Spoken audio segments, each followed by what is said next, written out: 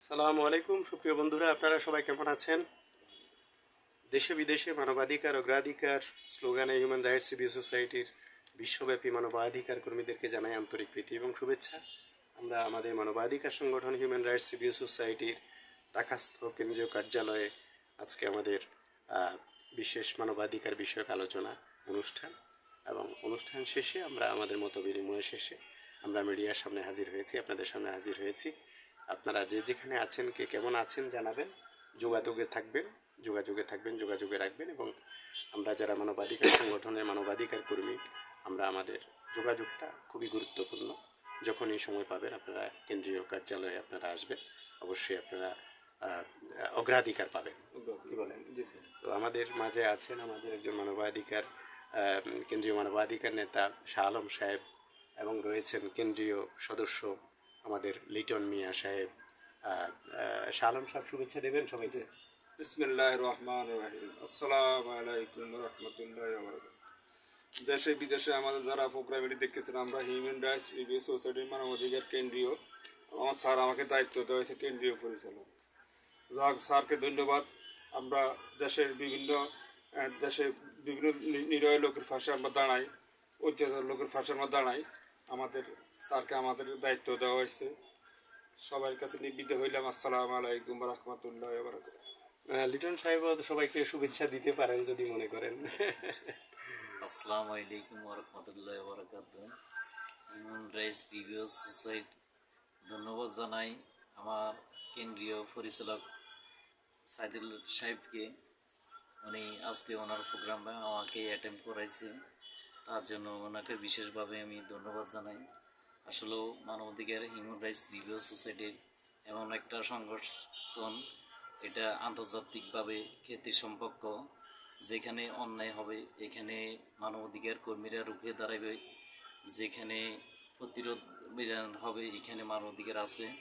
আপনার যে কোনো আমাদের মানবাধিকার সংগঠনের থেকে অনেক ছেলে মেয়ে স্কুলে যায় না, পড়ালেখার জন্য টাকা পয়সা পায় না। আমরা ইনশাল্লাহ সর্বোচ্চ চেষ্টা করি টাকা পয়সা দিয়ে সহযোগিতা করার জন্য। দেখা গেছে অনেক গরিব দুঃখীর ঘর বাড়ি নেই, ভেঙে চুরি গেছে। আমরা সর্বোচ্চ চেষ্টা করি আমরা ওই ঘরটারে কীভাবে সাহায্য করা যায়, গড়ে উঠা যায়, আমরা সর্বোচ্চ চেষ্টা করি। আমাদের অনেক মা বোন নির্যাতিত হয়, আমরা আমাদের সংগঠনের থেকে সর্বোচ্চ চেষ্টা করি নির্যাতিত ব্যক্তিকে কীভাবে আমরা গড়ে উঠাইতে পারবি, সমাজের থেকে কিভাবে আমরা এরে উঠে দিতে পারি, এগুলো হইলো আমাদের মানবাধিকার কাজ। আর আমাদের মানবাধিকার কাজ হইল আমরা এমন একটা সংগঠন যে সংগঠনে কোনো বিরোধ নাই, যে সংগঠনে কোনো অত্যাচার নাই, অফিসার নাই। আমরা সুসংবিকভাবে আমরা সংগঠনটা করি, আমাদের সাইদুল সাহেব উঠেছে। তো আমরা গতকালকে আমাদের গ্রামে একটা সালিশ হয়েছে, ওইখানে আমরা অনেক কথাবার্তা বলছিলাম। এমনকি দেখছিলাম যে একটা মানুষের চুরি করছে আরেকটা মানুষকে মারতে আছে। এটা কিন্তু আমাদের সংগঠনের না, আমাদের সংগঠন হইলে সমাধান চাই। তো আসলে আমি অনেক বক্তব্য দিতে পারি না, আমি ধন্যবাদ জানাই আমাদের স্যারকে। আসসালামু আলাইকুম রহমতুল্লাহ বারাকাতুহু। আমাদের লিটন সাহেব আপনারা জানেন গ্রেটার নোয়াখালীর অর্থাৎ নোয়াখালী জেলার বাসিন্দা, সেই সাথে সেনবাগ উপজেলায় রয়েছেন। তো সুতরাং কিছু আঞ্চলিক শব্দ তো আসবেই এবং আঞ্চলিক শব্দ আসাটা খারাপ নয়, কিন্তু উনি যে বক্তব্য দিয়েছেন এটার মর্মার্থ হচ্ছে, এটা মর্মকথা অত্যন্ত সুন্দর যে গ্রামে বিভিন্ন রকম সালিশ দরবার হয়, বিচার হয়, কিন্তু মানবাধিকার সংগঠন হিউম্যান রাইটস সিভিল সোসাইটি সবসময় সত্যের পক্ষে থাকে এবং যারা নির্দোষ তাদের পক্ষে থাকে, কোনো সময় দোষীদের পক্ষে যায় না। সুতরাং গ্রামে যারা অনেকে তাদের ছেলে মেয়েদেরকে স্কুলে পড়াতে পারছে না, অর্থনৈতিক সংকট, তাদের পাশে দাঁড়াচ্ছেন, পাশাপাশি সুবিধাবঞ্চিত মানুষের পাশে দাঁড়াচ্ছেন, যেখানে অন্যায় অবিচার হচ্ছে সেগুলা রুখে দাঁড়াচ্ছেন মানবাধিকার সংগঠনের তিনি। এই সুন্দর সুন্দর কথাগুলো তুলে ধরেছেন, কারণ তৃণমূলে কাজ করেন।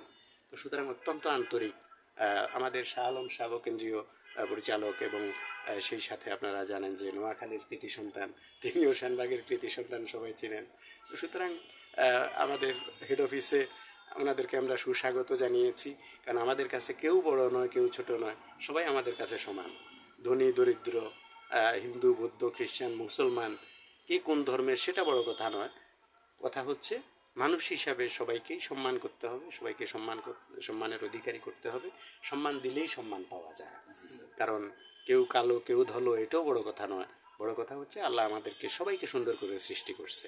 আমরা যদি আন্তরিকতা রাখি সবাইকে আমরা সুন্দর দেখতে পাবো। আমাদের মন যদি সুন্দর হয় আমরা মানুষকে সুন্দর দেখতে পাবো। সুতরাং আসুন আমরা কোনো রকম হিংসা বিদ্বেষ নয়, ঘৃণা নয়, নিন্দা নয় এবং গীবত নয়, কারো পিছনে কোনো তাদের বিরুদ্ধে কোনো কটাক্ষ নয়, বরং আমরা মিলেমিশে আমাদের দেশকে সুন্দর করব, সমাজকে সুন্দর করব, আমাদের পরিবারকে সুন্দর করব। আমরা একটা সুন্দর পৃথিবী তৈরির জন্য যতদিন বেঁচে আছি কাজ করে যাব ইনশাআল্লাহ। সবাই আমাদের জন্য দোয়া করবেন। আপনাদের দোয়া আমাদের অনেক দরকার এবং সকলের সহযোগিতা প্রয়োজন। দুনিয়াতে একা চলা যায় না। যে একা সে বোকা, যে একা সে ক্ষুদ্র। সুতরাং সবাই সহযোগিতা সকলের প্রয়োজন আছে।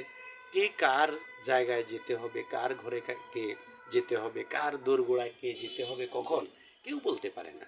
কারণ সকালে ধনী বিকালে ভিখারি, আবার সকালে ভিখারি বিকালে ধনী। সুতরাং এই যে পট পরিবর্তনগুলো হয়, আর যারা নিরহংকারী সাদা মনের মানুষ তারা সবসময় ভালো থাকে, কম খায়, আলু ভর্তা ডাল খায়, কিন্তু মনের দিক থেকে তারা ভালো থাকে। কারণ তাদের মনের মধ্যে কোনো রকম জটিলতা কুটিলতা থাকে না। তো সুতরাং লুটপাট করে খাওয়ার মধ্যে কোনো আনন্দ নাই। আসলে সেটা পেটই খারাপ হয়। কি বলেন? কারণ লুটপাট করে যে সম্পদ আমরা অর্জন করব সেটা কে খাবে আমরা সেটা জানি না। সুতরাং লুটপাট করে বেশি বেশি সম্পদ অবৈধভাবে অর্জন করে সেটা ভোগও করতে পারে না, খেতেও পারে না। সুতরাং কি তাহলে লুটপাট না করাই ভালো। যার যার প্রাপ্য তাকে দিতে পারাটাই উত্তম। কারণ আমাদেরকে খালি হাতেই যেতে হবে, আর খালি হাতে যেতে হবে এই কথাটা মনে রাখলে আমরা কারোর উপর কোনো রকম অত্যাচার করব না, নির্যাতন করব না, নিষ্ঠুরতা করব না, খারাপ ব্যবহার করব না, বেয়াদবি করব না। সুতরাং আসুন আমরা সুন্দর ব্যবহারের দ্বারা আমরা আমাদের শত্রুর মনও জয় করতে পারবো।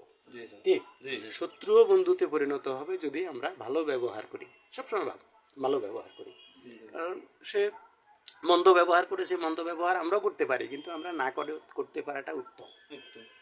আপনি আপনার শক্তি আছে, আপনি আরেকজন শক্তিমানকে দাবিয়ে দিতে পারেন, কিন্তু না দাবিয়ে দেওয়াটাই উত্তম। যে আপনি আপনার ধৈর্য রাখলেন। তো সুতরাং সময় সব কিছুর জবাব দিয়ে দেবে। সময় কি সব কিছুর জবাব দিয়ে দিবে। আপনি চুপ থাকেন, আপনি ধৈর্য রাখেন, আপনি কামিয়াব হবেন, আপনি সফল হবেন। সবাইয়ের প্রতি শুভকামনা রইল। আসসালামু আলাইকুম রহমতুল্লাহ।